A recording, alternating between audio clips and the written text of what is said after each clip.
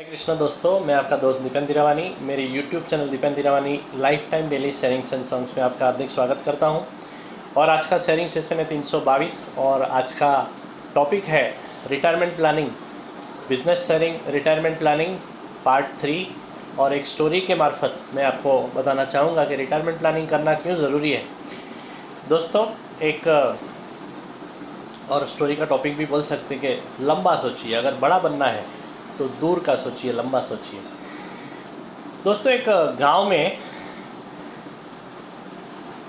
राजा का निमणूक, राजा का जो चुनाव होता था, चुनाव नहीं बोल सकते उसको, यानी राजा कैसे बनता था।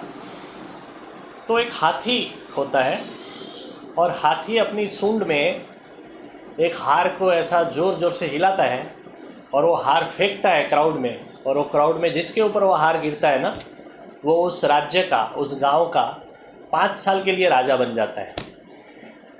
तो वो कहानी है उस गांव की कि वो हाथी वाला हार जिस भी व्यक्ति पे पड़ा वो 5 साल के लिए उस गांव का राजा।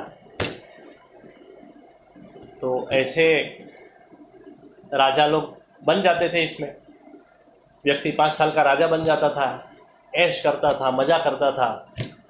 मगर 5 साल के बाद कंडीशन ये थी, रूल ऐसा था कि 5 साल के बाद उस राजा को नदी के उस पार एक भयंकर जंगल में छोड़ दिया जाता था, उसे जंगली जानवर खा जाते थे। तो ऐसे काफ़ी राजा लोग 5-5 साल में मस्ती किया, मौज किया, ऐश किया, मगर 5 साल के बाद उनकी हालत ऐसी होती थी कि वो जंगली जानवर उसे उस जंगल में खा जाते थे। एक राजा का ऐसा कुछ हुआ कि 5 साल ख़त्म हो गए और सैनिक लोग उसे पकड़ने के लिए आ गए, क्योंकि कोई भी राजा आसानी से तो मरने के लिए नहीं जाता है। तो हर बार ऐसे ही होता था, सैनिक लोग पकड़ने के लिए आते थे और राजा को पकड़ के लेके जाते थे। राजा ना बोलता था कि मुझे मत लेके जाओ, गिड़गिड़ाता था कि मुझे छोड़ दो, मगर तभी उसका कोई सुनता नहीं था। Rule is rule. 5 साल के बाद आपको उधर नदी के उस पार भयंकर जंगल में छोड़ देना है। तो ये राजा तो सैनिक लोगों को बोलता है कि आप मुझे क्यों पकड़ रहे हो, मैं खुद आता हूँ। सैनिक लोग बड़े शौक हो गए, बोले ये कौन है, ऐसा ऐसा तो राजा कभी देखा नहीं हमने। फिर भी सैनिक लोग राजा के साथ में चले गए कि ऐसा बोल के किधर भाग नहीं जाएगा वो। तो नदी तक सैनिक लोग साथ में आए। हर बार क्या होता था कि नदी में भी, उसको नाव में भी राजा को बिठाना पड़ता था, मगर राजा बोलता है मेरे को नाव में बिठाने की ज़रूरत नहीं, मैं खुद बैठता हूँ, आप किसी को कोई तकलीफ़ लेने की ज़रूरत नहीं है, मैं जाके बैठ जाता हूँ। अभी वो नावी भी सोचने लगा कि ये कैसा राजा है। बाकी सभी राजा आते थे तो वो रोते रोते बैठते थे, ये कैसा राजा है। नाव चालू की उसने, राजा ने तो गाना गाना चालू कर दिया, सीटी बजाना चालू कर दिया, एकदम मौज में था वो। और नाविक को भी आश्चर्य हुआ, वो राजा को देखने लगा कि ये क्या कर रहा है। उसने राजा से सवाल पूछा कि राजा जी, आप दिखते तो बेवकूफ़ नहीं हो, दिखते तो आप बड़े समझदार हो, फिर ऐसी बेवकूफ़ी भरी हरकत क्यों कर रहे हो आप? अभी आप मरने वाले हो और आप गाना गा रहे हो, सीटी बजा रहे हो, क्या बात है। राजा मुस्कुराता है और उसे बोलता है तू कुछ समझदार लगता है, मैं तुझे बताता हूँ कि मैं क्यों मुस्कुरा रहा हूँ, क्यों गाना गा रहा हूँ, क्यों सीटी बजा रहा हूँ। सभी राजा आते थे, 5 साल के बाद उनको जंगली जानवरों के बीच छोड़ दिया जाता था। वो खाली 5 साल तक मज़ा करते थे, मौज मज़ा करते थे, ऐश करते थे। मैंने भी मज़ा किया, मैंने भी ऐश किया, मगर साथ साथ में मैंने और भी कुछ काम किए। वो बोलता है क्या काम किए? राजा बोलता है पहले ही साल में, 5 साल का राज्य मुझे मिला था ना, पहले ही साल में मैंने, जिधर वो पूरा जंगल जो है, वो जंगल की सभी झाड़ियाँ, जंगली झाड़ियाँ सब मैंने कटवा दी। मैंने सैनिक भेज के पहले ही साल में पूरा जंगल को साफ कर दिया। ये जो दिखता है ना, ये उसके पीछे पूरा नगर मैंने बनाया।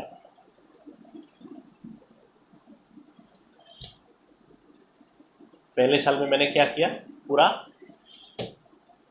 झाड़ियाँ मैंने साफ कर दी। दूसरे साल में मैंने मेरे मंत्रियों को भेजा उधर कि उधर क्या स्कोप है और हमें उधर नगर बनाना है, तो उसके लिए सब इंतज़ाम किया जाए। तो पूरा उन्होंने पूरा इंतज़ाम किया।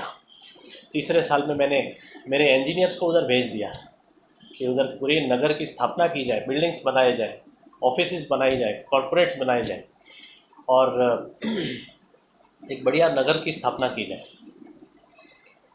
चौथे साल में मैंने व्यापारी लोगों को उधर भेज दिया। इधर के कुछ अच्छे अच्छे व्यापारी थे, उनको भेज दिया कि जाओ उधर जाके व्यापार करो। उधर मैंने टैक्स फ्री जोन डिक्लेयर कर दिया। और पाँचवें साल में मैंने इधर के अच्छे नागरिकों को वहाँ पे भेजा कि उधर आपको कम टैक्स में मैं उधर मैं आपको रखूँगा। तो एक बढ़िया सा नगर उधर बन गया है और उधर मुझे जो नगरजन है ना, वो उधर मैं उधर पहुंचूंगा ना, तो मेरा स्वागत करने के लिए तैयार है वो लोग। वो नाविक तो बड़ा सरप्राइज भी हो गया और खुश भी हो गया कि वाह, आपकी क्या नज़र है राजा जी, आपने तो बहुत बढ़िया काम किया। राजा बोलता है कि हमारे पास जब भी सत्ता है, राज्य है, तो सिर्फ मौज मजा मैंने नहीं की, मैंने मेरा दूसरा राज्य भी बना दिया। इधर तो मैं सिर्फ 5 साल का राजा था, उधर मैं जिंदगी भर का राजा हूँ।